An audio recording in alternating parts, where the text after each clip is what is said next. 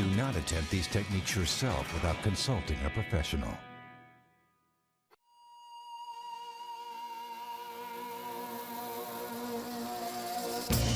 My job is to help people to understand what dogs really need. When a dog is balanced, you are going to enjoy a true friend. I rehabilitate dogs, I train people. I am the dog whisperer.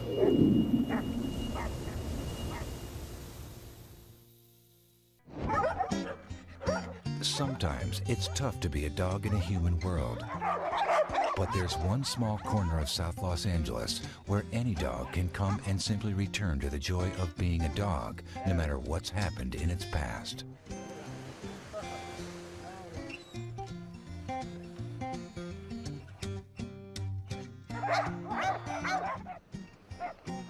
In my next life, I want to come back as one of your dogs in this center.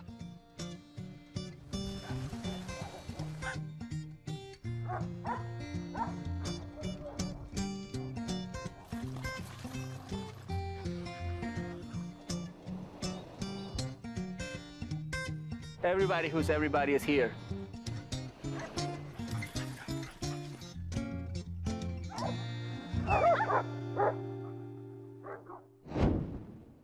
This is it. This is my dog psychology center. I am Cesar Millan, and this is where all happens. You can call this a group therapy center for dogs with problems. The truth is, dogs are my teachers. A long time ago, I learned that dogs can rehabilitate each other much faster than human could help them to change. And that is because of the power of the pack. There is nothing more effective than a stable pack. A dog depends on its pack for its stability and survival. The power of a stable pack can influence the behavior of unstable dogs.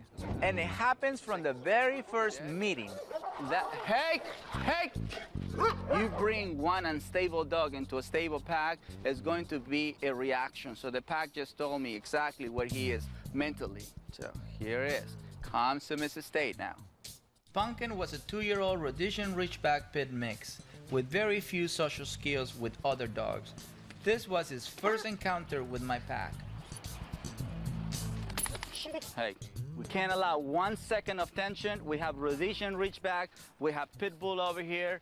When they get into that state, the first reaction they come out as a breed is to bite each other. So we don't want them to get into that state of being breed. We want them to stay in a dog mode.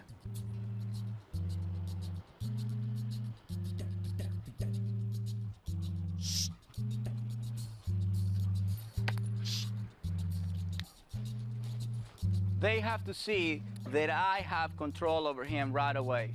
Otherwise, one of them is gonna try to control him immediately.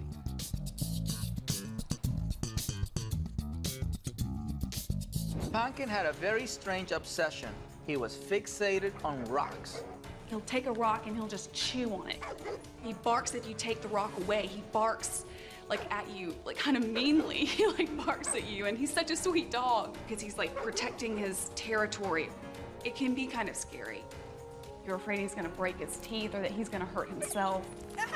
After working with him for a few hours, I could see he needed more help than I could give him along. Pumpkin definitely needed the power of the pack. And it will be very helpful for him to have a little vacation away from you so he can totally go into a retreat, so to speak. Right. As much as you love him, you also have brought this obsession. Right. Unconsciously. Yeah. By him not having you around, the source of the obsession is not there. Yeah. Meanwhile, I'll go to yoga and Yeah. get it all myself.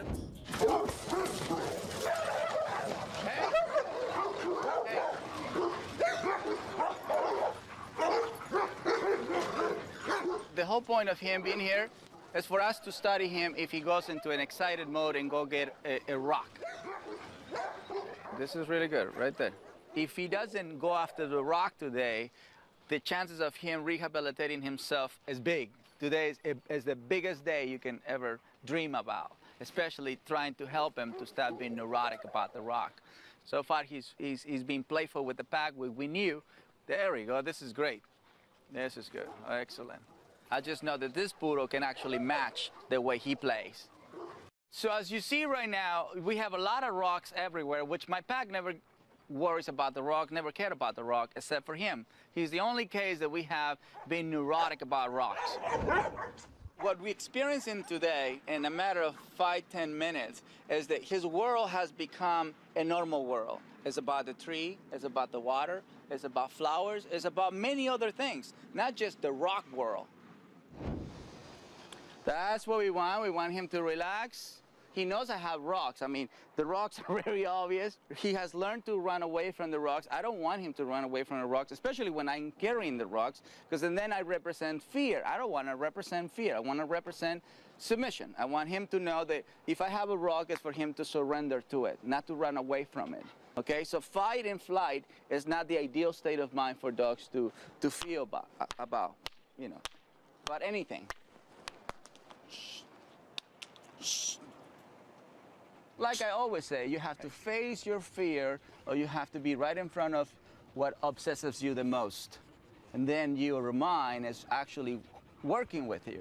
So in this case, I have to block what his mind wanted to do and give him something else to do. Now we're going to experience if he takes food. So the pack is definitely going to help us. So you don't give it to him first in order for him to know what is it. So he wants to copy what the rest of them are doing. Relax. There we go, see? That's very successful. At the same time, he's learning that I can hold food here and nobody can come near the food. That makes me pack leader, right? So if I allow them to get too close to the food, he can actually learn that behavior, which that's not what we want. We want him to be very gentle, to have great manners. Very good. Nobody is excited around food. We don't allow excitement around food. We allow excitement around the ball. That's the only time I allow excitement. But around food, around my children, around new people, around new dogs, no excitement. Excitement can lead them into hurting somebody or hurting themselves. This is a wonderful challenge that all dogs should practice, you know, being in front of the ball, being in front of the rock, being in front of food, being in front of another dog. I mean, that's just part of the challenge. They enjoy challenge, but I don't practice this challenge with physical energy first, because I will be going against Mother Nature. Exercise, discipline, this is discipline, and affection is when I gave him the food. So I am practicing all of them at the same time, as you see. And what we get is a balanced state of mind dog. As you see, it's a very obvious change state of mind. This is what I would call a dog that has finished his detox. So today is day number 8 for Pumpkin. I'm gonna give you an update of how he's doing, how great he's doing, by the way. His rock obsession is really decreasing, and you're gonna see how the pack has influenced his behavior.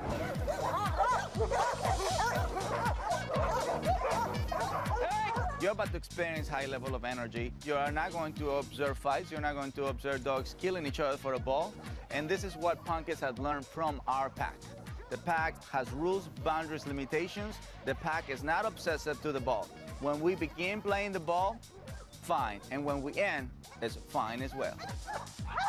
I gotta stay calm and assertive. After I drain some of this energy, I'm gonna work with the rocks now in order for him to understand the concept of rock, ball. What is allowed and what is not allowed. At least it's not moving towards the rock like he used to. And as you see, everybody is surrendering to the experience of being around the rock. The rock means nothing to them. But for Pumpkin, the rock had a meaning before. You're experiencing a dog that doesn't really know what to do, but because the pack stays here, he automatically comes back. This is why the pack is so important for rehabilitation, because things that I can do, the pack will do it for me. At the end of 2 weeks, Pumpkin's owner, Amanda, was amazed by his transformation. That's amazing. Yeah, that is amazing. Look at that rock just sitting there. He doesn't even notice it. He He's doesn't like, even wait, notice it. I can't believe that. To have both those things right there, the ball and the rock, and then he would just go after the ball, it was really great. So what is this pack of dogs and where did they come from? You know, 14 years ago, my dream changed from becoming the best dog trainer in the world to rehabilitating dogs. And for that, I needed a place where I can house many dogs, especially those who were almost put down to sleep. So when I first discovered this place, it was a mechanic shop. And of course, I decorated this place with many, many trees and many, many flowers so that my pack can feel as wild as they can be. Come on, Luigi. In the back of my mind, it was always this place about rehabilitation center. And what it means to me is a swimming pool for dogs, a massage area for dogs, an obstacle area for dogs, many different areas where they can rest or jump.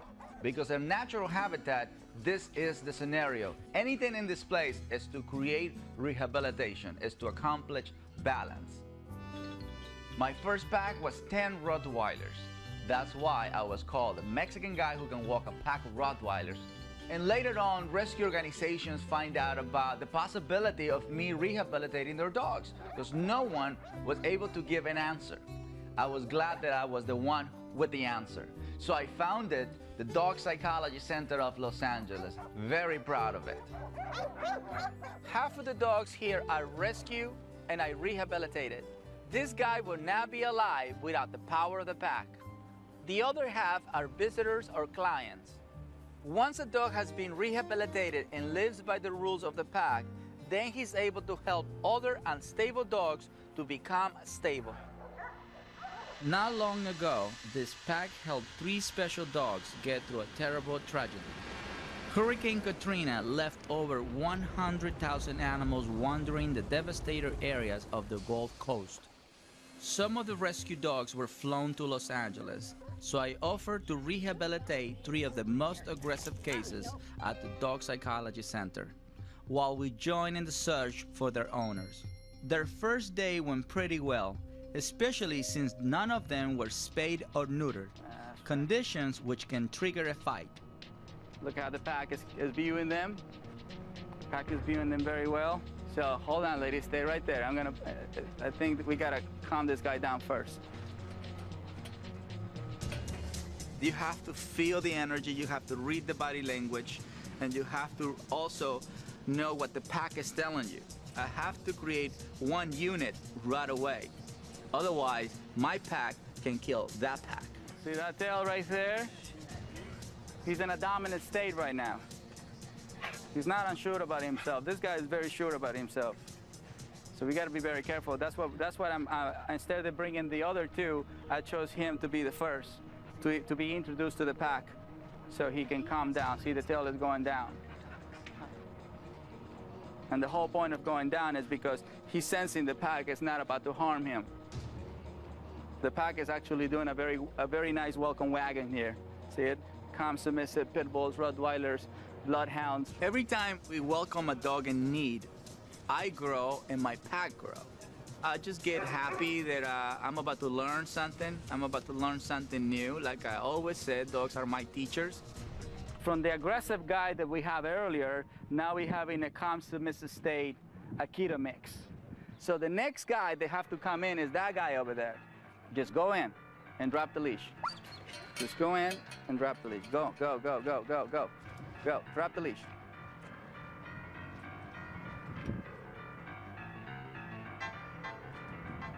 That's his name, by the way. I'm from New Orleans, that's what he's saying. So, can you see now? The anxiety, the excitement went away. It's not magic, it's just the power of the pack. Now, insecure dog is coming in. Yeah, go, go, go, go, go, go. Go, go, go. There we go, drop it. Now let's see how insecure dogs react to the approach, which most of the time is insecure. They stay away, that's right. See, they curve themselves. They curve themselves, the hair up, that's insecurity.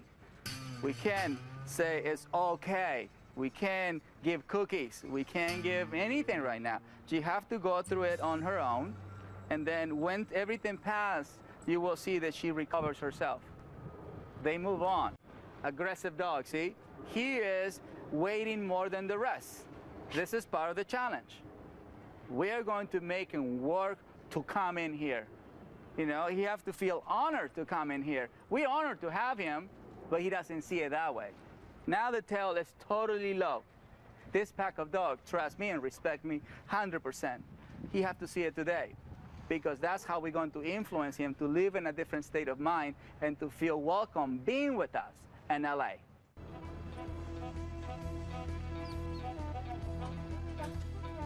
Tail up, that's not good. See, the only one who created that commotion was him, all because he's walking with the tail up.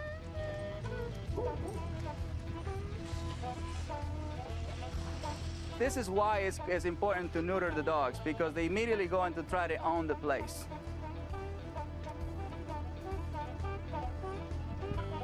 He's very interested about what he's carrying around. Nobody is mating yet, but the more they smell him, the more they're gonna get into that state of mind. We're not really paying attention to the other guys. The other guys are already submissive, but this guy, he keep his tail up in the air. So that to me is a red flag. I have to keep my eyes close to him until he lowers that tail. Otherwise, he's gonna make everybody put the tail up in the air.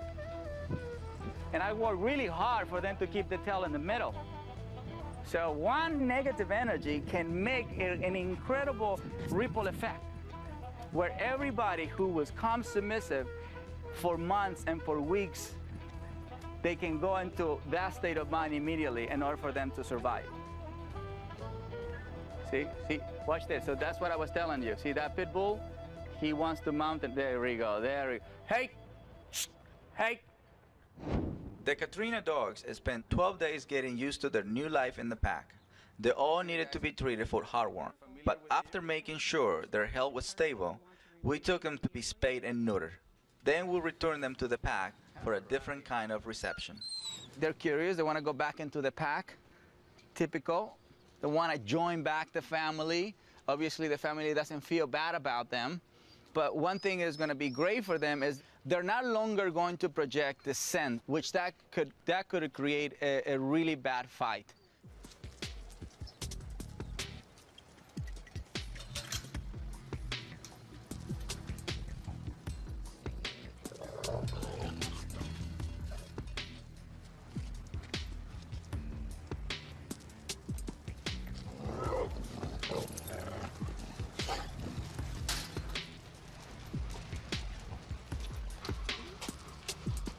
So it's only one not feeling very good about what happened, right? So she's unsure because she senses that everybody's viewing her in a different manner. So it's normal. It's normal. They have to go through the whole experience. As long as you provide the control, they're going to feel safe. This is great. See, this is the male, one of the males that we have, feeling good about himself, feeling great. Everybody's, see, notice how they use their nose. My hope from this rescuing is that people understand that yes, it's okay to feel bad about what happened to their life, but it's also important to move forward, to move on. Each of the 3 Katrina dogs has a different ending to its story. The male lab Dachshund mix, Scrappy, was reunited with his original owner. The female Rottweiler Didi was adopted by a TV producer. And this guide here is gonna stay with us until we find the right family. I mean, a family who's willing to do exercise, discipline, and affection in order for him to stay balanced the rest of his life. Many of the rescue dogs in my pack find good homes through adoption. Remember Pumpkin's poodle friend who helped him learn to play? That's Lafitte. He used to live in the pack, but now he has a new adopted home with a photographer. And this is the main man, Daddy. He belongs to rapper Redman, but he stays with the pack when Redman travels. Daddy's been with me for the past 8 years, and he's been balanced since he was 4 months old. Isn't it, Daddy? Pass out. He helped me in a lot of my cases, especially my house calls. Daddy. Come here. Ready. Hey.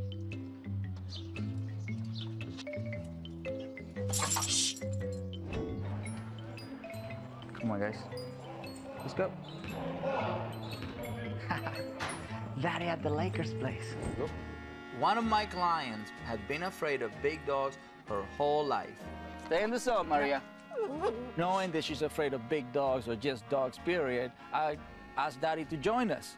So Maria went pale on us, right in front of my eyes. I thought I was talking to a ghost. Stay right there, Maria. You're the most powerful woman on earth. Hold it right there. Good job. The closer Daddy got to me, the more I felt the fear come back inside. I just wanted to have him hurry up and bite me and get it over with, because I thought that's what was going to happen. Huh? I'm afraid of your dog. You're afraid? That's how you're gonna get rid of it. You gotta be in the middle. Hey, so when we start walking, then eventually I'm gonna pass your dogs and you're gonna walk 3 dogs. Today? Oh, what? I walk in the now. I work in the now, not in tomorrow. Okay, Cesar. When I looked at my mom's face, she was white, her eyes were huge, and I was standing behind everybody trying to tell her, it's okay, it's okay. Relax. Step to the side, very good. Grab Hello, the leash. Daddy. Mm-hmm. You want to go for a little walk? Relax. Huh? Just grab the leash, nicely. To see my mom pick up the leash and walk Daddy without a problem was just monumental. This is awesome. Yeah? How do you feel? I feel pretty powerful right now. So what about the story This is about great. big dogs are mean and all that stuff? Well, Relax. Daddy's a perfect dog. That's so. right. And there's a lot of perfect dogs out there. And some of those perfect dogs are also pit bulls. In fact, most people don't even know the right way to meet a dog for the first time. When I first walked in with Roxy and Tiger, it was this funny gut feeling. I was like scared. I'm like, oh my God, these dogs are gonna get attacked, and we are too. Don't think about it, you're not allowed to think. Come in, come in, come in, keep coming, keep coming. In the meantime, you can't touch dog or give eye contact. Now start relaxing a little bit more. You're introducing yourself, guys. What you're observing is 37 dogs, and most of them are pit bulls, and no one is attacking each other. It's a little overwhelming at first when you come in and you have all these dogs that could probably kill you, and you're walking in and they're very mellow. No. That is just sign of insecurity, so we can't nurture insecurity. It took everything in my power not to pick her up and protect her. You know, this is a pack of small dogs, so you don't have to worry about, you know, an attack, or they're all same size, so how bad can that be? Right. It's no different from like when kids are insecure and the parent wants the kids to mingle. If they're showing insecurity, it's best for the parents not to go and hug and kiss and say, you know, you want to leave now? Meet Popeye. Like many of the pit bulls that I work with, bred for illegal fighting and lost his eye. He's been with me for the past 5 years, but recently he became the ambassador for his breed when I worked with Sparky and his owner AJ, who had panic disorder and was terrified of pit bulls. I have a pack of pit bulls who can change anybody's mind. And this is guys who were dog aggressive. And the funny part is Popeye picked on her right away and started calming her down. Popeye, over here. He's fine. It was a pit bull that went and welcomed her into my place. This is normal. Here I was being judgmental about certain breeds like pit bulls, thinking, oh, they're so aggressive, and then in a group of 50 dogs, I had the only aggressive dog. Imagine it's sort of like blaming all the other kids at school because they were bad, and then finding out your kid's the bully. What is going through your mind right now?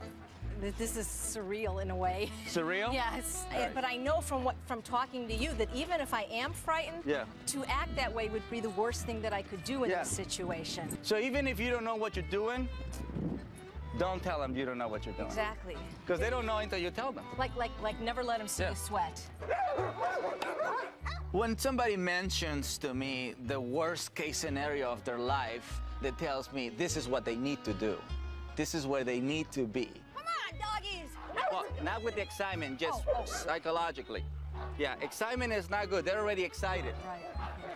You want to be the source of calm assertiveness. I confront that fear.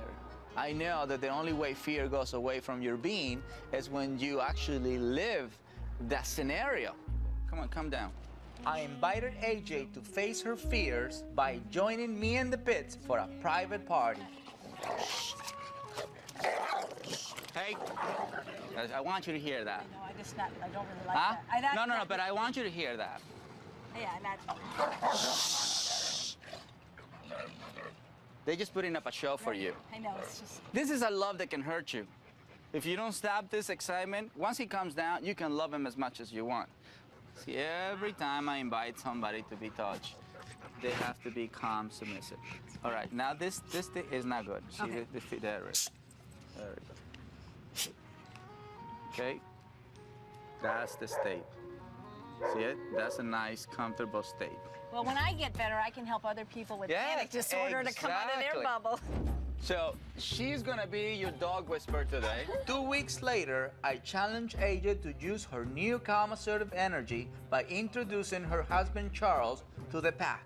Chest out, stand up straight, no eye contact, no touching. If a dog is in your way, you keep walking because you need to own the space, you need to claim the space. If they get a little out of hand, this is how you do them. That's right. It's like the dog biting the dog, and you do. That's right. Okay. When I saw AJ puff herself up, grab Sparky, and just walk through the pack, it was just amazing because I didn't think I would ever see something like that. If I do what Cesar says all the time, if I'm able to do that, I not only won't have panic attacks, but I won't need a service dog in the first place, which is sort of interesting. Ah, look at him. Oh, wait, that's a photo. That's him. I made that. Oh, look at him. That's Popeye. The pit bull touched somebody's heart, didn't it? You know, in the art of rehabilitating dogs, sometimes it takes more than one dog to help me. In this case, this is Coco. Coco's my son's Chihuahua, who used to be aggressive with dogs and human. This is Luigi, who belonged to Will Smith and Jada Pinkett. He stays with the pack when they travel. Coco and Luigi have joined me for some memorable cases. See, that's what they're supposed to do. He is finally learning how to meet a dog the way normal dogs meet dogs. So it can be 100 dogs, 300 elephants, 500 camels, and you have to be able to ask Leo not to get into it yet. And as you see, the influence that they have over your dog is a very calming experience. But Luigi can be very convincing on his own. He has faced the wrath of an aggressive Staffordshire Bull Terrier. Hey, come on. Come on. Come on. Come on. All right, it's my turn now.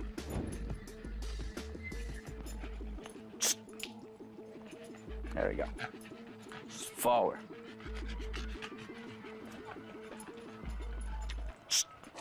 Hold on, stay right there. You saw it? If you study my body language, and when I'm not looking at the floor, I'm not looking at the dog, I'm looking forward. So you're looking forward, so you can't tell that she's... But you can feel. You can feel. Yeah, you can feel. So that's where you become in tune to that animal in you, that you sense energy, that you feel behavior, that you trust your instincts. So may I bring another dog? Yeah? Please. All right. Oh, my God. Luigi has also dealt with the tantrums of a pampered Pomeranian. Very good, Luigi. I'm scared that she'll get hurt with the little tiny dogs at work that are like 2 pounds. I can imagine these feelings when... So, regardless, you know, what her behavior is, just that's right. That's right. Don't touch, just relax. Down? Luigi has a lot of experience, so don't worry about it. Don't even project any energy, don't think about it. Okay. So, see, right now, this is the advantage of having a dog with social skills and bringing to a dog that doesn't have great social skills yet, right? Yes. So Luigi is right now providing avoidance. I knew Prada was not really being aggressive. She was just bluffing. So Luigi didn't feel intimidated by the approach. And Luigi did exactly what he needed to do, ignore. It makes the dog go into a different state of mind because nobody's paying attention to that state of mind. So Prada went from a fight mode to submissive mode. So Prada now is studying Luigi. Luigi is doing the right thing, ignore the girl. Luigi got a lot of good skills. It's like high school. That's right, see it? So Prada now is like, I'm the cute one. Well, not right now. Right? So this is what happened when you don't overreact. Patricia Robbins and Tyler Shapot had set a date for their wedding, but Tyler couldn't get along with Patricia's aggressive pit bull mix, Wendell. The couple hit a wall, canceled their wedding, and called me in. I've had a couple of instances where Wendell snapped at me once. Another time had me sort of cornered in the kitchen. At that point, Tyler said, I don't want the dog at all. I just can't put my neighbors or myself at risk by having Wendell living here. Oh, no. I brought Preston and Daddy along to help me. First, to calm Wendell and teach him how to greet other dogs properly. But more important, to calm Patricia, Wendell's owner, and help get rid of her fearful energy. God.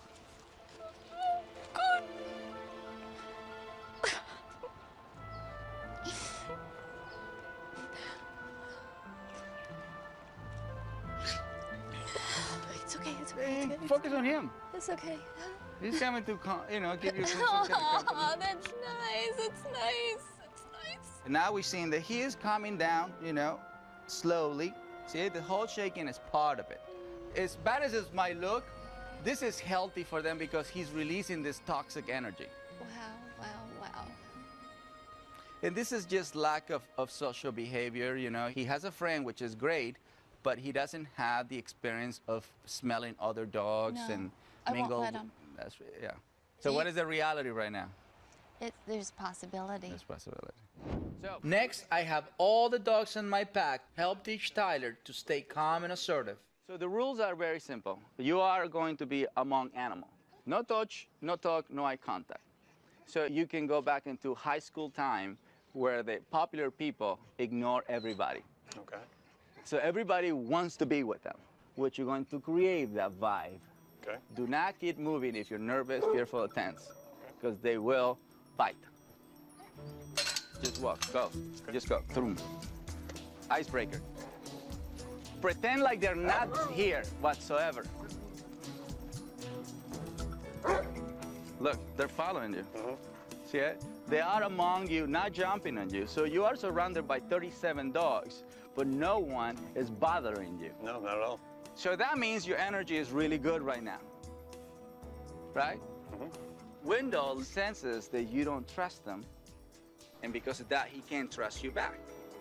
So no nervousness, no fear, and no just letting him, just almost ignoring him in a way. Exactly. Yeah. Okay. Okay, so let's go and help your girl now. So how are you feeling about the whole marriage so far? Well, if we can get over this hurdle, we'll be in good shape.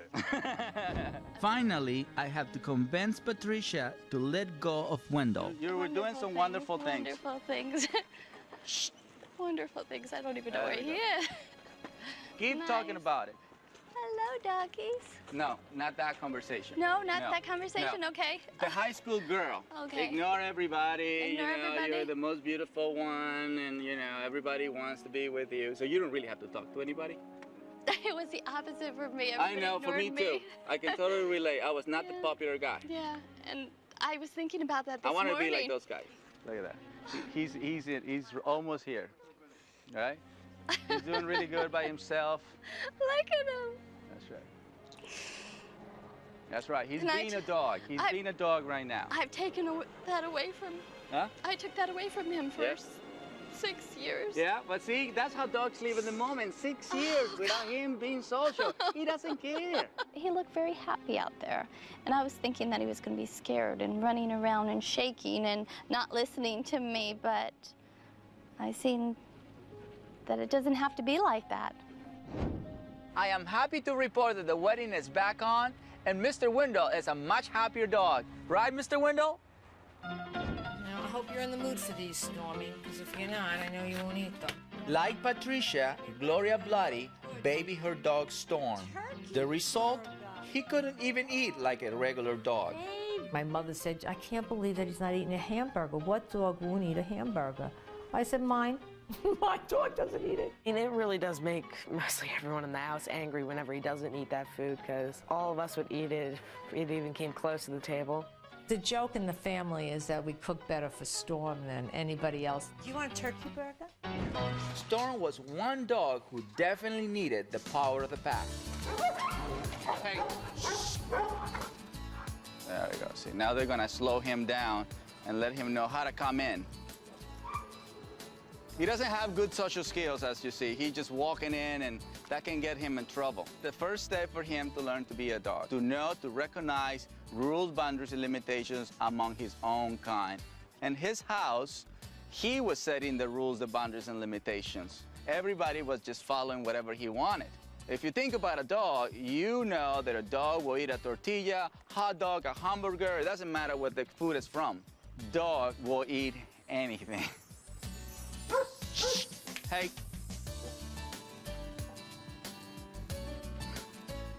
Everybody else jump over this thing except him. That's how much knowledge he has about the world. You know, this guy just lives behind walls 24 hours a day. He doesn't get to be around obstacles. There you go. He's about to destroy my whole environment right now. I knew Stormy would need one-on-one attention, but he also needs to learn how to participate in a regular mealtime routine. The equation that I practice to fulfill dogs is exercise, discipline, affection. Food, to me, is part of affection. The food also we have to give to the pack when the mind is calm submissive, which means they have to be in a very patient state of mind for them to receive this food. At the same time, when I'm preparing the food, I'm happy doing it. So I am sharing my love, preparing the food for my boys who work already with me, and now I'm going to satisfy the appetite. I like to use my hand just because I feel more close to them. You know, my scent is delivered in the food, so they get to smell me in the meal too, you know? I want to be very intimate with them, and I want to be part of every single thing that they can actually do. I really want to be everything they have, because to me, that's pretty much everything I have. My family and my dogs are everything to me.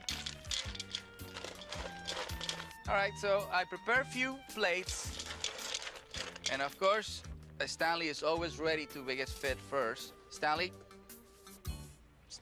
very well.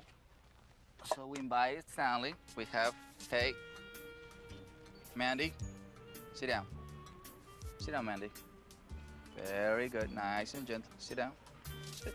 There you go. Good girl. And then they get the food. Now we have Benjamin. You need to sit down. That's right. Wonderful. Now, this is an exercise. For dogs to eat close to each other is a challenge, right? One thing is they have to finish their meal and then go somewhere else. They can't go and see if somebody else still have some leftovers.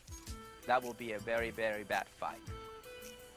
So we have to supervise their eating habits.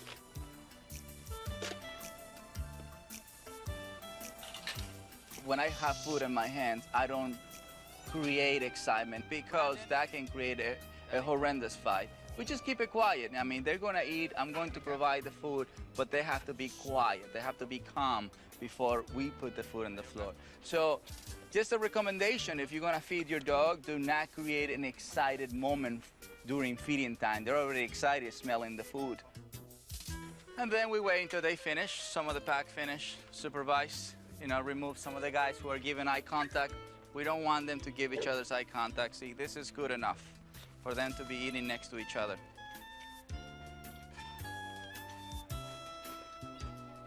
Yeah, we don't waste any food here.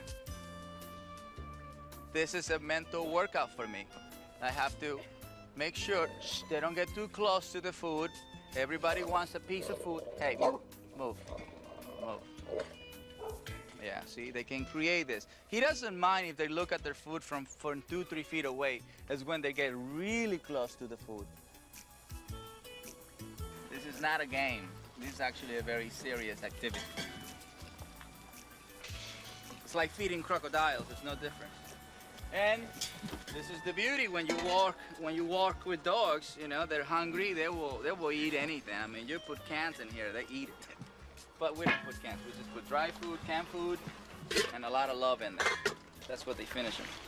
Look, we don't even have to watch the plates, right, guys? After 3 weeks of Storm being with us doing exercise, discipline, affection, and of course our strict ritual of feeding time, Storm finally has some table manners. Now, the way he have to get the food is catching the food, which before, you know, they didn't have no skills to catch anything. Super skills. Focusing, concentration, got it. And the basket, right? At the same time, he's learning, you know, manners. Because normally, they will kill each other for food, especially for this kind of food. This is real chicken. This is no dry food, this is real chicken. So it brings more of the primal side of them.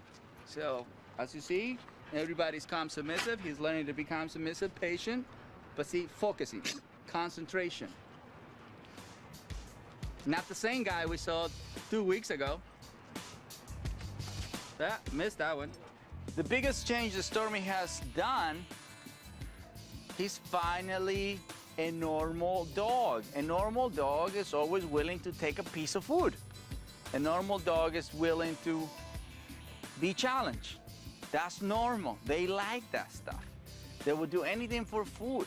Food doesn't have to come to them, they come to food. So that is what we brought from Storm, the ability to be him. There you go, you got it. The pack is so powerful because some dogs never interact with their own kind, so they don't know how to be dogs. These dogs need social skills, and more importantly, they need a calm, assertive pack leader. Take Chip, a min pin who hated everybody, human or animal. His owners, Lisa and Tom Pack, brought him to the center to help him learn some canine manners.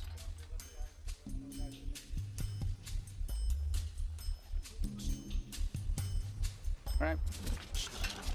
Hey.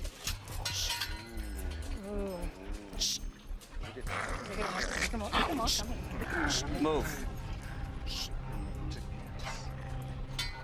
Look them all coming from everywhere.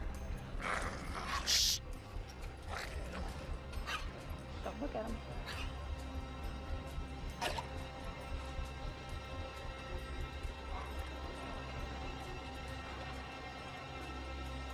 Because he doesn't have good social skills. Hey. There. That's submissive, yeah. Relax. Ooh.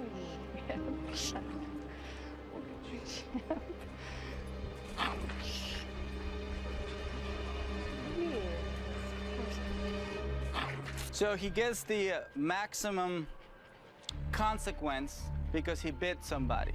Now a dog can get near and he's not launching as much as he was earlier. Extremely insecure and aggressive. So he goes from insecurity to We full saw him trying aggression. to jump up on Yes, you, yes. yes. As you see, they mean no harm. Even though he attacked, nobody attacked him back. No. Chip spent 15 days at the Dog Psychology Center in a program I call Boot Camp. My wife, Ilusion, helped me teach him better social skills.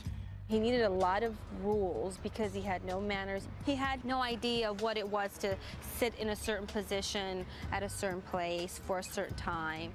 Drop the leash. There we go. Just walk away. Let him deal on his own. That's better. There we go. Call him back to you. Take the leash off. Then he's gonna mingle with the pack. See? Much more comfortable, much more relaxed. He's becoming a normal dog, you know. See, he's moving around the pack. He's not tense around the pack. See, he's in it. He's in the pack. You know, when before he just didn't want nothing to do with any dog and his life. Actually, this is the dog that helped Chip to break the ice. You know, this is Bella, and Bella is a very friendly pit bull. She always helped me with little dogs. Somehow she is like preschool teacher, and she was the one who started it with making him more comfortable around bigger dogs. But as you see now, he's doing absolutely great. Come on, Chip. Come on. There you go. Come on. There we go. Come on. There we go. Now I can give affection. Now I can celebrate, you know, the way miniature pinchers celebrate, which is a lot of ting, ting, ting, ting, ting, ting, ting, jumping thing. Which, you know, now he's comfortable. Now he's a dog. He's not an issue now. Come on, Chip. That's right. That's my boy. That's my boy, Chip. Nikki was a 3-year-old Rottweiler who has been abandoned and abused. Kathleen Daniels saved him, but couldn't control his dangerous dog aggression. I think you have to be responsible with these dogs and not let them hurt another dog. I mean, I would be devastated inside if I thought that I put him at jeopardy or another dog at jeopardy. I brought them both to meet the pack. He has no experience. He has experience being behind windows, behind fences, behind doors. See, the mind knows what to do when another dog is behind the other dog. Shh, hey! Daddy!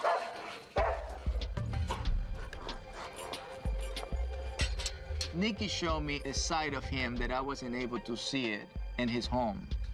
They were not trying to make enemy with him. They were trying to actually smell him, you know, create friendship with him, and Nikki did not know how to befriend. He can't get up until he is total submissive like him. That's fence fighting. We don't allow fence fighting. Nikki really didn't want to kill another dog, just because they didn't do anything to him. I kept Nikki isolated from the other dogs in the beginning, only letting him play with the pack when I was there to supervise. It was hard for him at first. There you go, now he's tired.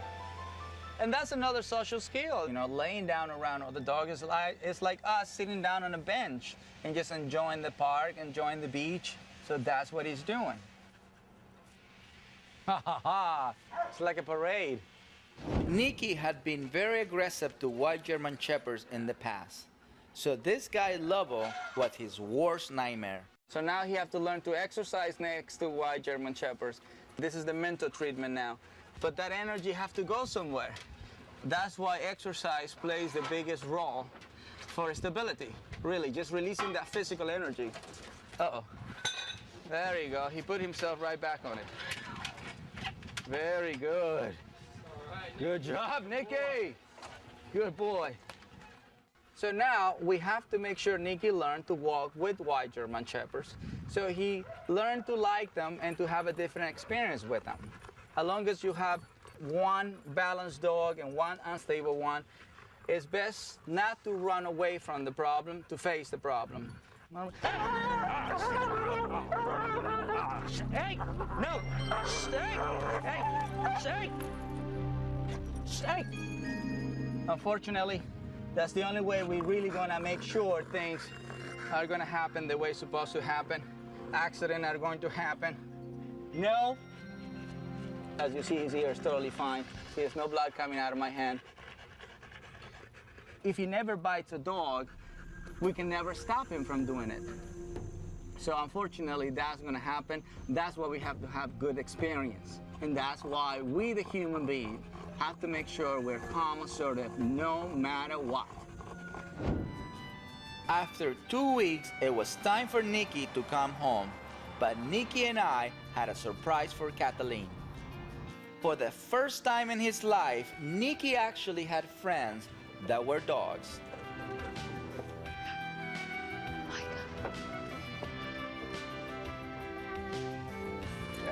He brought some friends home without your authorization. Wow. I was blown away. That was the biggest surprise. He had all these dogs with him, but they were in his environment, and he was, you know, allowing them to be here. I'm witnessing a miracle. I just can't believe it. Oh my God. That's his favorite friend over there. If this had been just a couple weeks back, it would have been like a war zone. Look at his friends. They're just all over the house. And once he comes down like the rest of the pack, and then you share your love. I can't believe how much you changed him. He's like it's like bringing a different dog back to us. In 14 days. Yeah. That's the beauty of animals. They move on. As my friend Oliver will tell you, if he could, dogs live in the moment, every moment. No matter what a dog has done in the past, I believe 99% of the time he's capable of becoming balanced. Of course, with the right pack leader and the right pack. A lot of these great guys in my pack would not be here with us today if we have given up on them. Now, every day, they are helping other dogs with problems like the ones they used to have. From me and the gang here at the Dog Psychology Center, remember the power of the pack and always stay calm and assertive. Bulldogs have a reputation of being stubborn. But to me, stubborn is a human trait.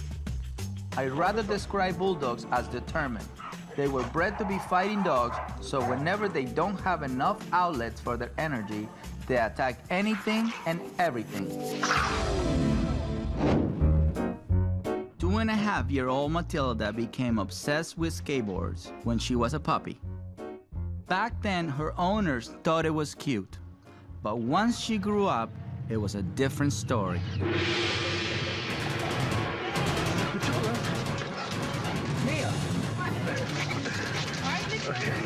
Every time the kids would ride by on the skateboards, something in her becomes unhinged. She just loses it. Oh, baby. And she makes noises like you've never heard a dog make before. It was like a nervous breakdown. It was the craziest thing. It was like she was trying to talk to you, to tell you, why is that person on that contraption? Okay. We thought maybe she was in love with skateboards, and so we bought her one. I'm thinking, my dog's gonna be that skateboard dog that rides the skateboards, and I can retire off all the performances, you know? But we quickly had to put it in the garage because she didn't want to ride it. She wanted to flip it over and bite the wheels until her mouth bled and her feet bled. No, Matilda. Hey, She just looks like a deranged animal when she's actually quite sweet. She's a really sweet girl, so. She's so strong and has such a low center of gravity that we can't control her very easily. My game plan was to make Matilda face the source of her obsessions. Hey. I brought along my son Calvin to help me out. Relax. Very good. Look. So right there. Hey. There we go. There we go. Oh. Hey. When you work with aggressive dogs, they're gonna put up a fight before they let you have it. The whole point is to stay there until you accomplish your goal. Come on. There we go.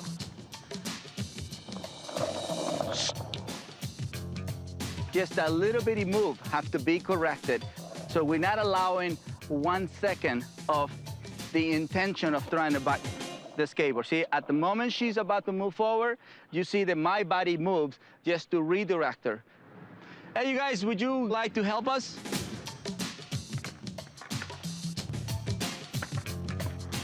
A little closer. There we go, right there.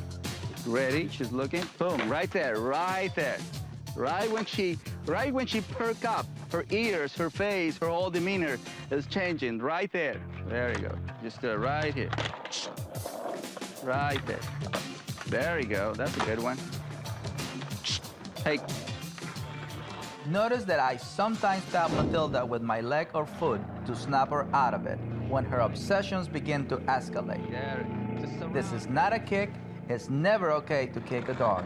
Very good. So she doesn't make a mistake, no correction. There we go, no correction. She's doing it on her own. Only when she makes a mistake. There we go, that's her. Right there. See, she's paying attention too much. Right away, snap her out of it. There we go. That's right. It's pretty overwhelming, but this is how I create rehabilitation. Good girl, Matilda made amazing progress in 1 day of rehabilitation, although she suffered a minor setback when the Covenants went on vacation. Today, they report that she's back on track and getting closer to true balance every day. I still had nightmares about 18-month-old Jordan, an obsessive case who made me work for my living. Jordan's owner, Bill, wanted a lazy, low-energy bulldog, but instead, he got Jordan.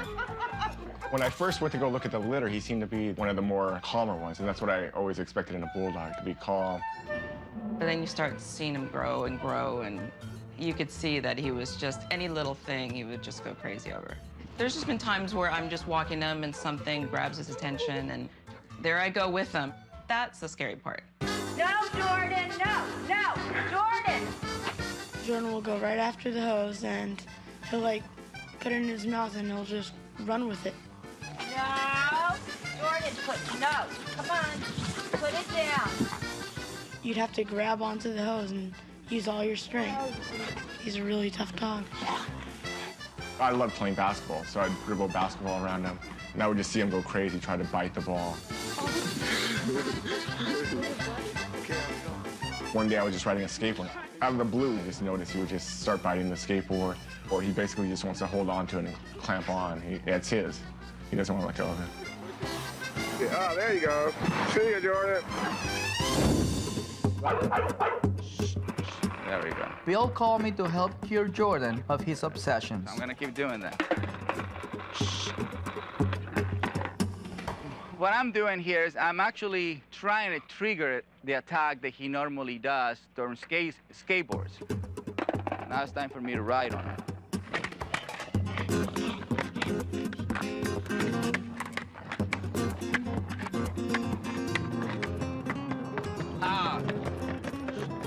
It's a big advantage that we're doing this with a bulldog because they get hot and very tired, so we can use that as an advantage. This is better, you know, when they pull you. There you go.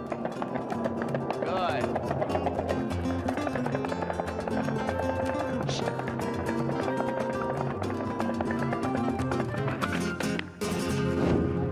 I thought the skateboard episode will wear Jordan out. This is a different challenge. But that little bulldog still had energy to burn. It's easy for me to remove a dominant state of mind, to remove aggressive state of mind, or fearful state of mind faster than a hyperactive, fixated dog, you know? And that's who Jordan is. See the tongue? Yep. How it's losing color, you know, how it's becoming more purple. It's not that he's choking, it's he's breathing in a way that he's not going to allow oxygen on his brain. What he does is he gets excited. Even I, see, nobody's choking me right now. Even I can lose oxygen in my brain, and eventually you will see my tongue purple. But nobody's choking me. We're not really like pulling him really hard. You know, it's just we snapping him out of it. That's it. So he takes us serious. It's your turn. Jordan, relax. Jordan, sit. No. All right, let me do it. Relax, man, relax. Okay. I'm gonna bring the ball to him. Relax. Very determined little boy. Jordan was proving to be much tougher than I had bargained for. Even I was beginning to get tired out. This is good. He's giving us the last of the resource of energy. Come here. His last draw. Yeah. He's finally meeting somebody who is actually making him, you know, submit to the ball. And as you see, it's hard for him.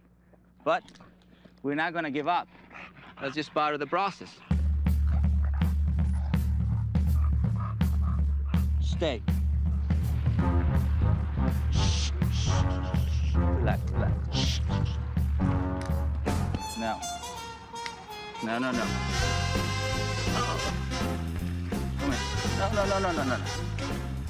He's a bulldog. So that makes him a very determined dog, and he's gonna do whatever he wants. I'm a bulldog too. Come on, man. I'm gonna do this.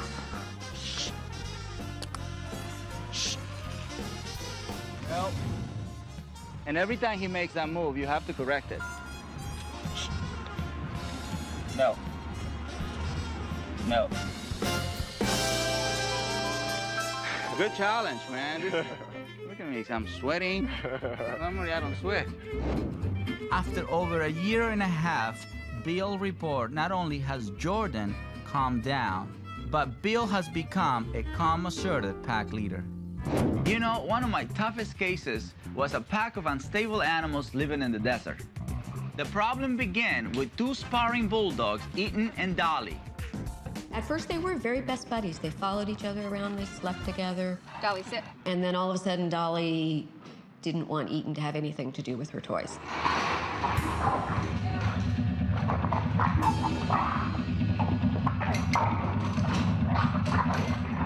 So that kind of ended toys for them. And then we started having problems at feeding time that we didn't have before. And so then we had to start feeding them separately. It just escalated gradually until we realized that we had to start separating them because they were starting to turn a little more aggressive than true playing. Ethan and Dolly's fights became so violent that Susan and Jeffrey finally put them in separate cages. And if that wasn't bad enough, a third dog entered the picture, a Cocker Spaniel named Peaches. I remember the first day we brought Peaches in, we go, oh, great, they're gonna get along so great. We put them out in the backyard together, 2 minutes into it. They're all over her, we're going, oh my God. See, it's when the two of them.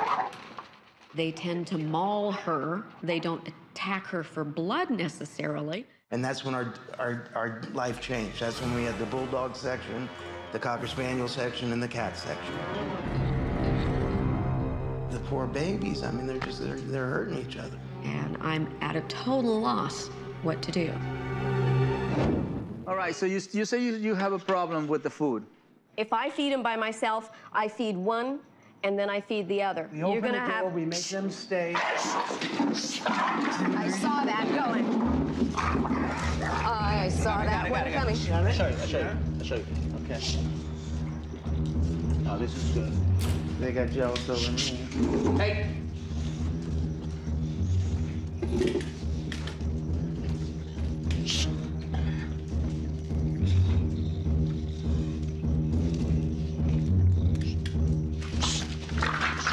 Hey!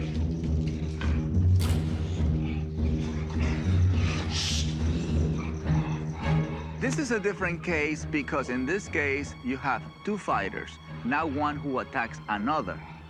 So when you see me correcting the one who attacked and he's the one who goes on the ground, it's because he was the only one in a dominant or aggressive state of mind. In this case, they both went into an aggressive state of mind, so they both need same consequence.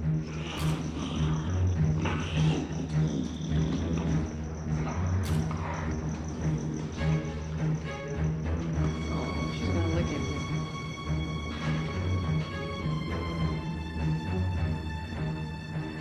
I walk away. They don't walk away. It's part of, you know, when you're dealing pit bull, Rottweiler, German Shepherd, especially if they're going through that gladiator mode, you're gonna have a little bit more fight than doing it to a Labrador. Oh, yeah, yeah. But you can't stop. Yeah. And as you see, there's no sound. It's best not to say anything. If you're trying to stop two dogs from attacking each other, using sound is only going to intensify the behavior. Then my hand was right on the neck. I taught them how to make the hand becomes a mouth and the fingertips the teeth, and to use the pressure of a mouth. Yeah, okay. And this finger right here is really digging in. Yeah, yeah. This is a canine right here. You gotta feel it. Yeah, yeah. If you move, boom, I'm gonna bite. Yeah, yeah. I'm not just doing this. Yeah. You fight me back, but if I hold you like this, if you move, boom. Yeah. So when she gives in, then you relax. So the brain learned that you know how to put pressure, at the same time you know how to put relaxation. That was a huge, you know, revelation. It's learning to do it correctly, you know, and not fighting with her. There was no fighting involved. Come on. We went to the backyard. I wanted to see how they interact with each other. I wanted to see who starts what, who gives the eye contact, who gives the stare, who fixes, you know, in one another. See, a lot of people don't see those small symptoms. They only see the aftermath. It's snap you out of it. There we go. Yeah, I want She just sees a bird or something. Hey. With the neighbor dog, this is good. Neighbor dog can't get through, man. No, the dogs can't get through. Eden Bear, come here, come here. Good dog, good dog. Out, out. Good boy, Eden. You don't want to deal with that, huh? Jeffrey! Yeah? You gotta come right here with me. It's important for Jeffrey to see how you address yourself when 3 dogs are in the same corner. Everything is fine. I just want you to know that this time, Peaches was actually creating the problem. It wasn't a bird. Yeah, no. It was a dog next door. Yeah, yeah. Now, she called the pack to go after them. Yeah, yeah. Right? Well, when they all got together in a close area, the only thing that happens is a fight among each other. Because they can't get to the other one, yeah. That's why I kept him here to correct the behavior. They become submissive here, then I tell them to go. Then they go. Okay. The exercise of the bench is a very typical exercise in the dog world. A pack leader will herd his pack to a certain area and keep them there, just for the exercise of reminding them who really runs the show.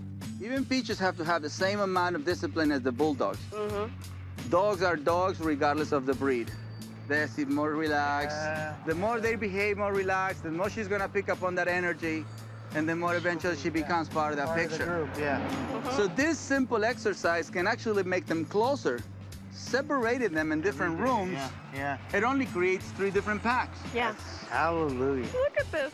Them sitting on the bench together like that, it's an absolute revelation.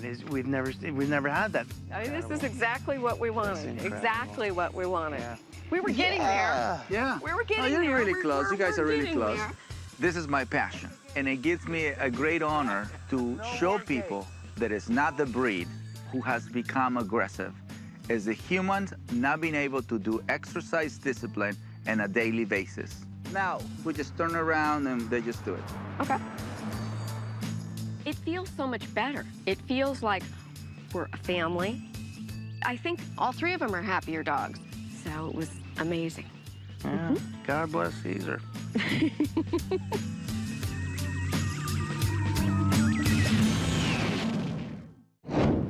You know, when I think about my toughest cases, sometimes I think about the smallest dogs.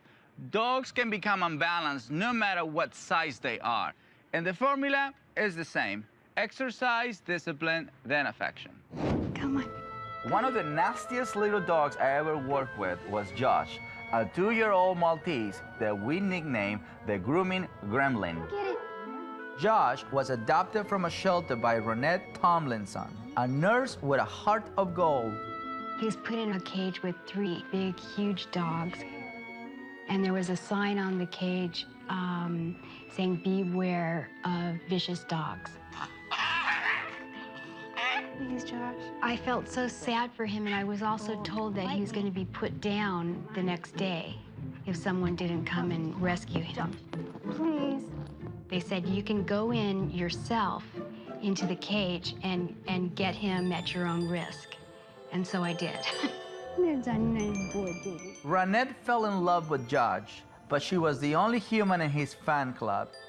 Ronette's daughter, Trish, didn't trust Josh from the start. I couldn't look at him for weeks. I just can't trust him with people, and little kids, especially little kids. Good morning, Josh. Hey, baby.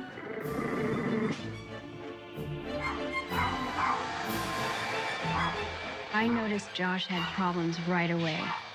He was even so difficult for the groomer that the groomer told me that I couldn't bring him anymore. Okay, come on. When I'm rehabilitating dogs, I always like to start with the toughest issue. In Josh's case, I had an advantage because I started my career being a dog groomer, and I always ended up with the most aggressive dogs in the grooming parlor. See, I took him away from his kingdom and asked him to follow me. Now, he threw like 5 temper tantrums. You see it? Yeah. And so what I did is I didn't listen to the temper tantrum. I asked him to keep following me. And that's the beauty of becoming the pack leader, because anything that they used to dislike, This is amazing. they just learn to like it, and because they have no choice. See it?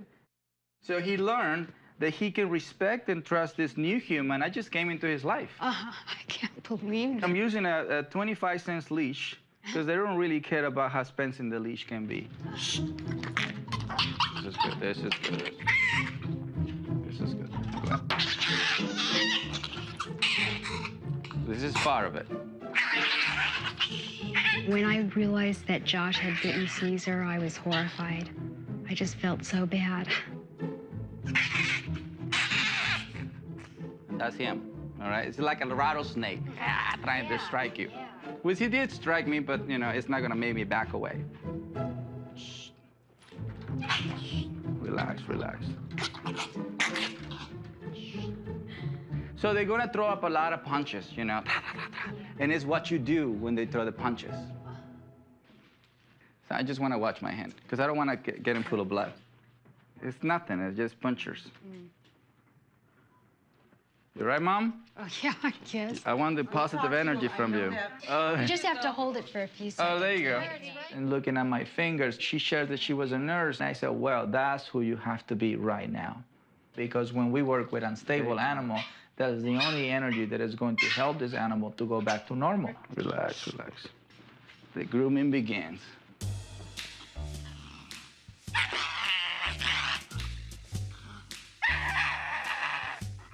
They're gonna throw up, they're gonna put up a fight. Ooh, no, don't do that. A lot of little dogs have an issue with clippers and scissors in front of their faces, and they will panic. And when they panic, they're going to scream like you're killing them, or they're going to show you teeth. But if you back away from this behavior, from that point on, they learn to keep people away with that way of being. He's getting there. My touch isn't hurtful. It's calm, assertive. I use my hand to simulate the bite of a more dominant dog. He just kept on going smoothly and confidently, and I see that made a really big difference. Poor thing, he's full of sting in his eyes. Shh, relax. Relax. Relax. I'm not choking him, I'm just holding him. There you go. You see it? Mm-hmm. Yeah. It's getting relief. Now they can see your beautiful eyes. That day was a new beginning for Josh. Today, Ranette reports that he's 90% better during grooming.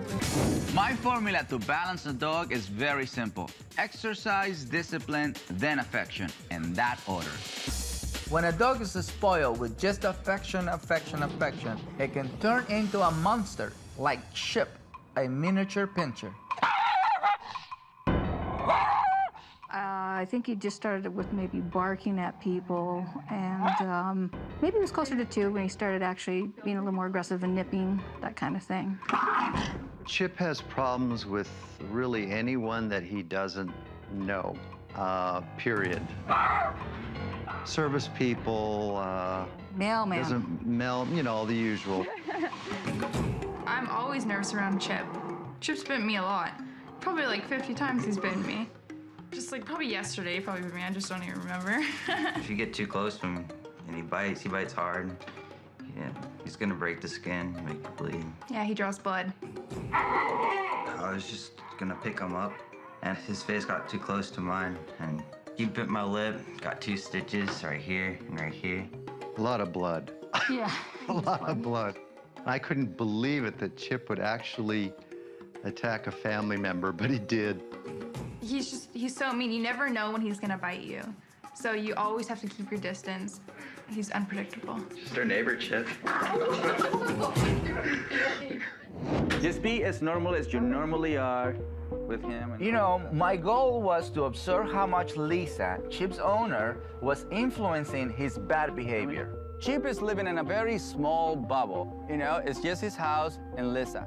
The rest of the family is not even part of his life. So the only person that he doesn't attack is Lisa. But Lisa has created a monster out of Chip. Okay.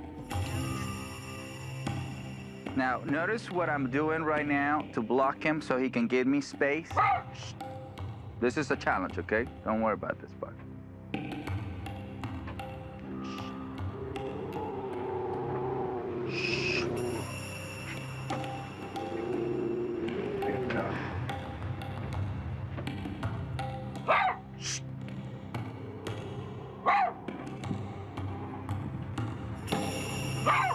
Just from the fact that he's moving away, I'm not hurting him, as you see. I'm just challenging him in his own territory. Right, over. Okay.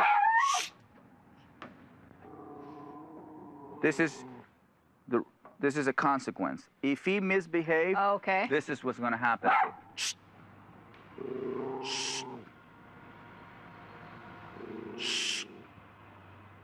So me putting my hand right here, close to him, lets him know that I'm not afraid of him. Right.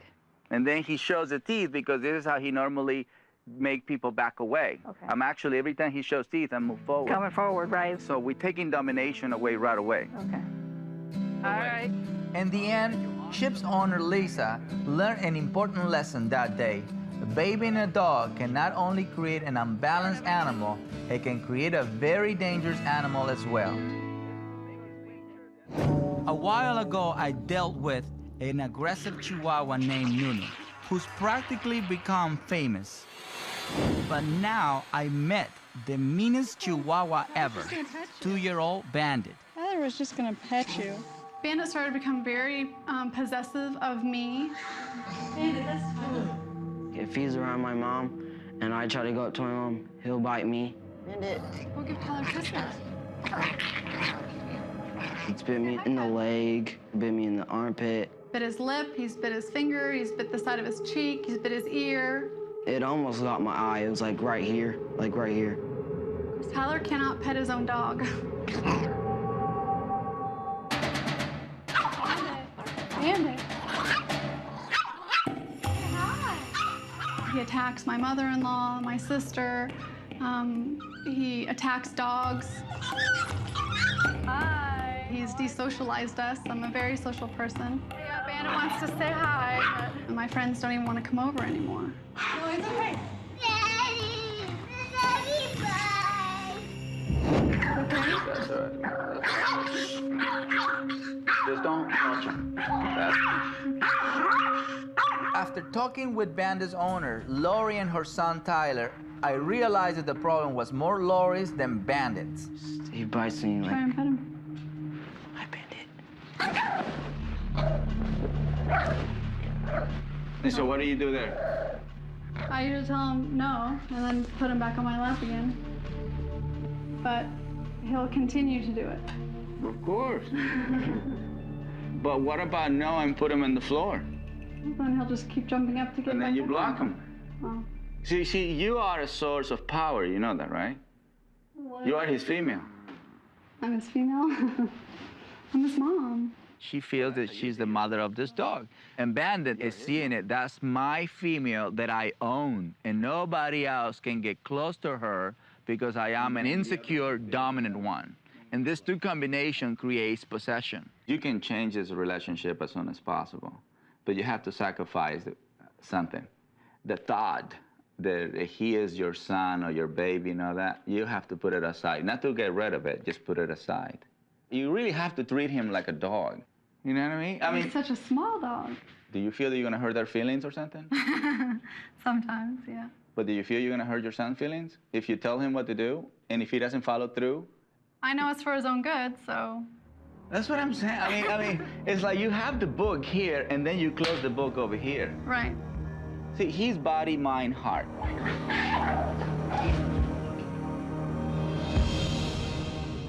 Consciously, unconsciously, Lori was favoring Bandit. As a parent and as a dog behaviorist, I will never, ever in my whole entire life would choose a dog instead of my kid. When he was real little, I mean, when we brought him home, he was like this big. And when he would show aggression, it was cute. Mm-hmm. That's how you saw it. Aggression in a dog is not normal behavior, and it is never cute, no matter how little the dog. There we go. Okay, give me that space.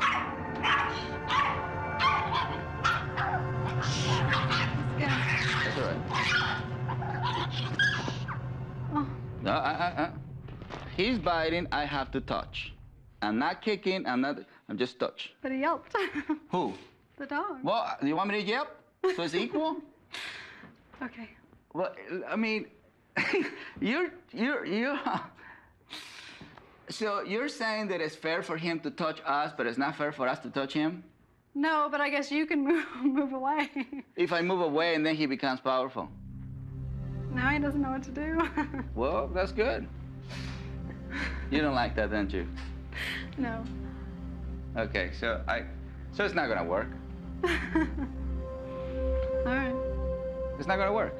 It's not gonna work. This is a case that it's not gonna work because the owner doesn't want to allow what you normally do with your kids. I was very shocked with myself because the feeling of me getting up and just saying it's not gonna work, I never felt that way before. I took it a little personal because I saw that she wasn't doing anything when the dog was biting her son. She wasn't being the mom. She wasn't protecting Tyler. She was protecting Bandon. I'm kind of concerned that you are overprotecting this dog. And when I apply discipline right now, you almost cry. Yeah. The vet keeps telling me don't ever put him up on anything because if he jumps down and he jumps down wrong, he breaks a leg and I can't fix such a small leg and then I'll have to put him down. I'm afraid. She was honest about it when she said, I'm afraid to discipline Bandit and hurt him physically. I can teach her how to discipline him without hurting the body, but we have to influence the mind. Remember when I said you have to sacrifice something? Yeah. You have to give that out. Okay. I'll give it up. Already did? I really want to. All right, because I really want him to be. All right. Remember, you gave it up. I gave it up. That's right. Good. That's right. No, So don't, sit there. That's right. Sit. Don't let him climb. Sit. So he's another child to raise. You have to agree with what you're doing. Otherwise, it won't work. All right? So put him in your lap now. Okay. Lori has to go into a state of mind like she's in the office. She's the pack leader. Just the same state of mind she is with her kids. In order for us to be successful creating different behavior, at least for her to see that it's possible. Right. So you want me yes, to? Okay. Yes, I want. No. That's right. I want you to use two fingers on the neck. Two fingers, firm, okay? Firm. Okay. So if he goes into that state, there we go. No. No. Not hold him back. It's just a touch. Just touch, okay. Yeah. If you hold him back, it creates this. Okay. Okay? All right. But if you just touch, it snaps him out of it. Okay. So that's the difference. So I'm just getting his attention. See, now he's backing away. That's right. No. No. There we go. There we go. Go back to the office. Come on, you gotta do the exercise. Come on. There we go. That's right. No, no. Good, that's better. Do not caress him yet. Very good, that's good. Even if he moves away, that's good. Okay. You're not agreeing with the behavior. Bring it back, right here. Put it right back. There we go. Come on. He won't even look at you. That's right. Well, that's part of the avoidance. He's ignoring you. Yeah, that's right. Don't let him fly. That's right. No. You have to learn Just to sit surrender. here. That's right. No, sit. That's right. Sit. No, sit. That's right. No. Sit. Good. Very good. That's submission. This is totally amazing to me. That's right. Sit. Now, it's two guys, right? One is brand new and the other one you already been here before. But we are now here. So instead they are using that hating, I hate this dog because he's so vicious. Just stand on your ground. So you're using different energy now. See that energy that you waste by hating? Now you're using it by controlling. There you go. That's in it. See, that's submission. Yeah. 30 minutes, 1 hour doesn't get rid of a year. Right. But what I want you to see is that there's a possibility for this dog to go back to normal. No. No. It's not powerful at all. No. That's the power that I'm talking about. Snap him out of him. That's it. That's all that happened to him right now. It's like, oh, what happened? What happened? You did that? Stay right there. Stay there. See, so he's gonna put up a fight. You know what I mean? He's gonna try. And if we don't back away, this is what happened. Look. It's like a huge weight off my shoulders because now I know that there is hope. You know, I saw that it worked. So now I feel like I have empowerment. I feel like he's not going to bite somebody anymore because I'm not going to let him. I do feel like I have a dog now, that he's changed and that he's lovable. Yeah, I learned a lot from him. This is the new and improved Bandit. Huh. Great job. We're changing the world one balanced Chihuahua at a time, right, Coco? Aggression can be a problem for any dog, but the more powerful the breed is, the more damage they can do. When a powerful breed like a pit bull, Rottweiler, or Shepherd enters what I call red zone, it can maim or kill other animals or even people. Emily the pit bull was a very special case.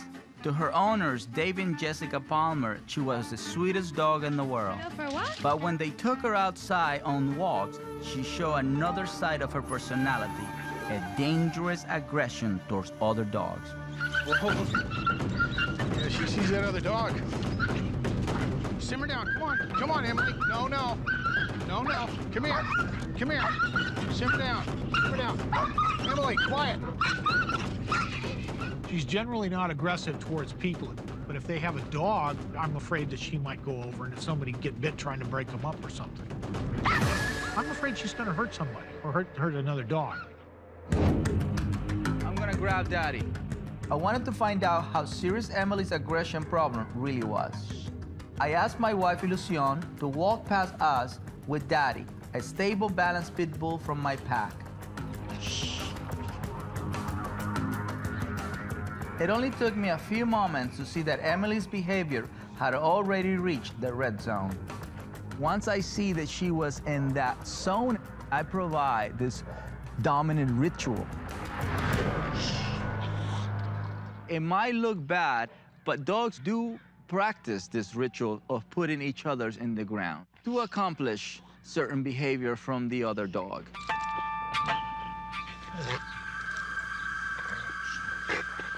Come on.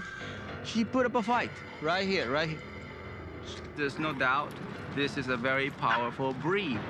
And without us releasing the power, this power becomes frustration, and frustration becomes aggression. When you get to live with somebody who's high-level energy and you don't release that energy accumulates. She can only try for so long. So. This is a breed who was meant to be gladiator. Gladiators will choose fight as an option to release frustration. This is good. The more she tries, the better for the rehabilitation. Come on.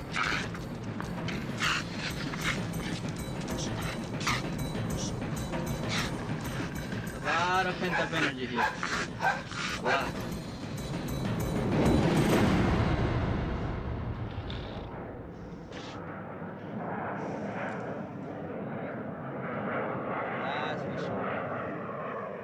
This is as bad as it gets. There's a lot of bad energy inside her. When we have a dog who wants to kill another dog, you're going to see this drama. You're going to see a dog who is not going to let go. They're going to put up a fight. And they're going to find themselves laying down because that's when they say, I give up. You get to see a beautiful relief. And that's when I was able to walk with Daddy and her, going around the block without a problem. It took Emily 6 weeks at my dog psychology center before she was rehabilitated enough for Dave and Jessica to handle. She likes us. Leadership of a powerful breed dog needs to be a 24/7 full-time commitment. Dogs like Emily need to be worked with every day in order for them to have a permanent change. Spike was another powerful breed dog with aggression issues. A 15-month-old German Shepherd mix rescued from a shelter. Spike had a sweet disposition around all members of the N-word family, but lashed out at every other human or animal in sight. Spike!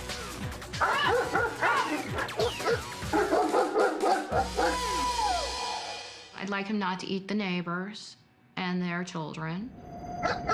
I would like him to be on speaking terms with the cat. I've actually never had a dog that had any kind of people aggression, so this has been a whole new thing. You know, we make a commitment to an animal, we make a commitment.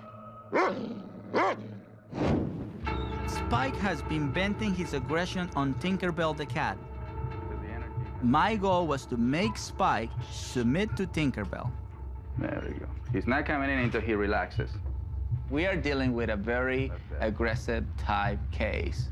This is what I call, again, a red zone case. When we arrived to this area, the brain became more excited.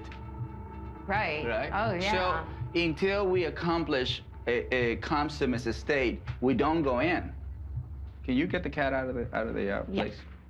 What is going to create more relaxation among each other is when they're really close to each other. So you really have to go into very relaxed, you're in control state of mind. So it's no time right now for nervousness. Oh my God, he's going to kill her. We can't have that into our mind right now because then we gave a space for that. We're doing this as a team.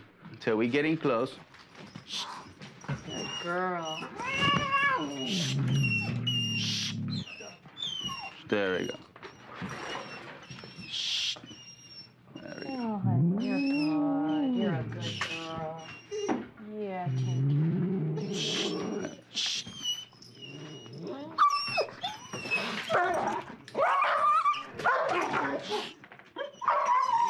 This is good.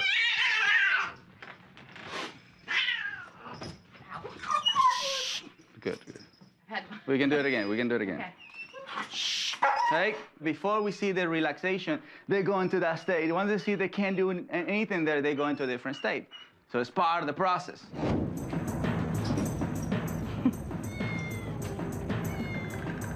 Right now, we are challenging him in order for him to feel more vulnerable about the presence of the cat. See, now the brain is backing away.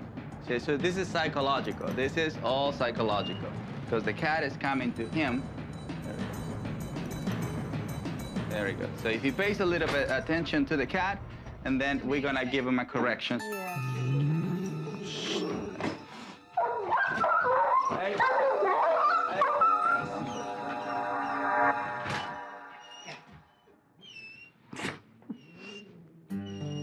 So all these episodes that you keep seeing about how he goes into that last like seconds.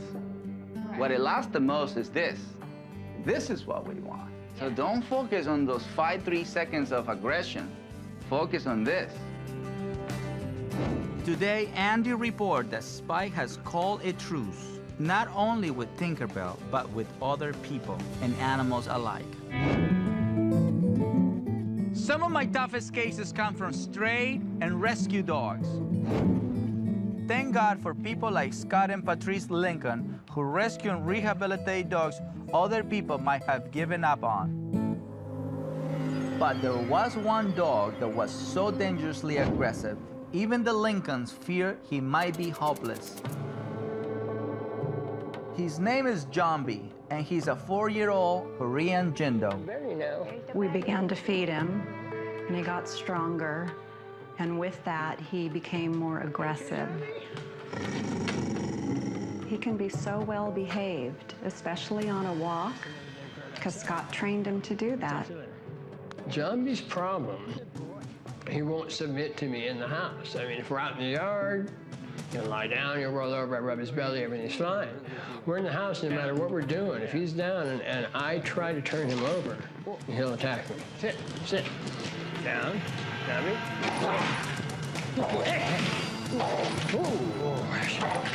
Yeah, trying to find a home for Jambi, was out of the question, as long as he was exhibiting the aggression. I would like Cesar to make Jambi a safe citizen.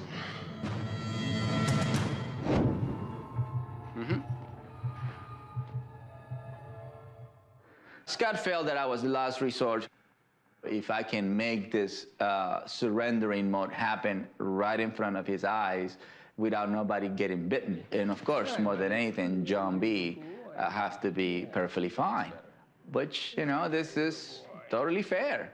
Dogs should not be hurt by what I'm about to do to them. It's all psychological. It's not really physical what I'm doing. It's all psychological, blocking the mind from achieving the goal of trying to kill or hurt somebody. See, the muscle created this, you notice? Yeah. He relates the muscle with something wrong.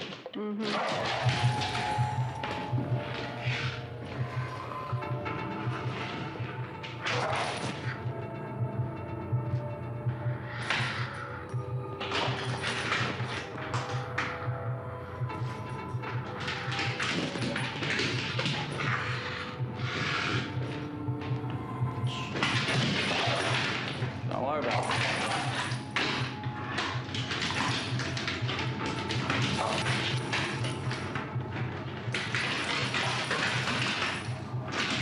Muscle's coming out. Oh, God. That's all right. Dummy.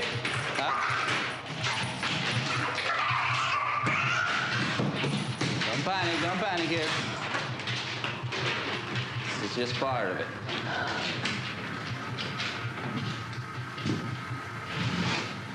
Don't share that energy yet. Stop. You can do that afterwards. We can't stop yet. We need for her to step out of the room because any negative energy while you are dominating or while you are taming wild animal is not the ideal energy to be around because they feed themselves from this energy. So I'd rather have nobody or people who are just observing without judging anything, without feeling bad for me or feeling bad for the dog. In this case, most of the people will feel bad about the dog. Relax. I was stunned by John B's ferocity and by Cesar's calmness.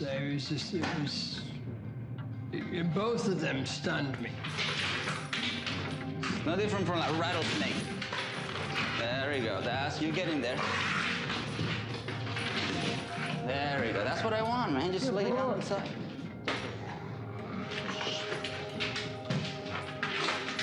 There we go. Just lay to the side.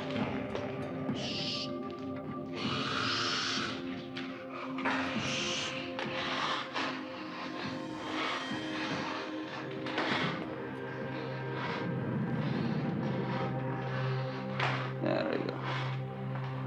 See, that's all we wanted. Now he's getting what we wanted is just to be on the side. Okay, go with Mother Nature, very good. Now it was up to Scott to learn how to handle Jumbie in the house. There we go. Boy. That's right. Send him down. Relax him. That's right. Very good. The other way, see, he's already giving you that side. Very good. So what we do here, there we go. It's just, hold on, he's just giving you the, you come in. And then you just put that in. There. Much easier, isn't it? Yeah, much easier. Much easier. So you're learning to go with Mother Nature, and then you go here. That's right. And like this. Relax, relax. Sorry, baby boy. Not so much. Sorry. There we go. There we go. I feel like over time, if you do it every day, which is like any training, I think we can actually crack this nut. This is a miracle. I feel grateful that like John can become a part of our sort of unit here, and that's huge. And I hope people see this and realize that it can be done. Yeah. Dogs aren't throwaway. No, they're not disposable. It rehabilitates human, you know what I mean? Dogs are not just here for emotional reasons. Dogs are here for psychological growth, you know? So a lot of fears that people might have, a dog can help them. So thank you so much again. Thank you. Appreciate it. Really appreciate it. Thank you so much for the opportunity. And mister, I'm forever grateful for you. This amazing story has a very happy ending. Not only has Jumbie become a calm, balanced dog, Scott and Patrice are so in love with him that they decided to keep him as their family pet. I have been around dogs all my life, and I am forever grateful for all of them. The big ones, the little ones, the nervous one, and the aggressive ones. Every dog I have ever worked with had taught me something new, not only about dogs, but about myself as well.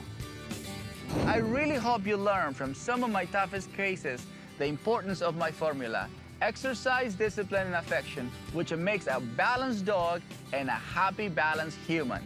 Right, Walter? Thank you for joining me.